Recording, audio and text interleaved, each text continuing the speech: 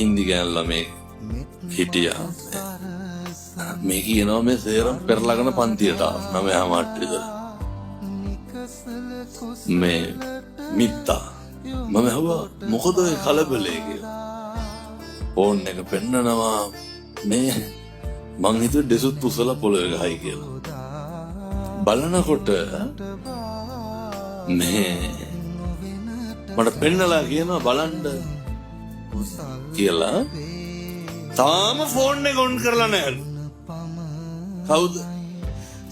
කෙල්ල යාළුවා ඉන්න කොල්ලා. තාම ෆෝන් එක ඔන් කරලා නැද්ද? ඔන්ලයින් ඇවිල්ලා නැද්ද කොහෙද? ඔන්ලයින් ඇවිල්ලා නැහැ කියලා.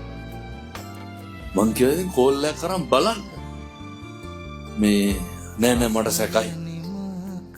මේ දවස් මං එදා තමයි තේරුම් ගත්තේ අනුන් ගැන සැක කරලා මිනිස්සු කොච්චර පිච්චෙනවද? මොකටද පින්නතුනේ අනුන් ගැන සැක කරලා අපි පිච්චෙන්නේ?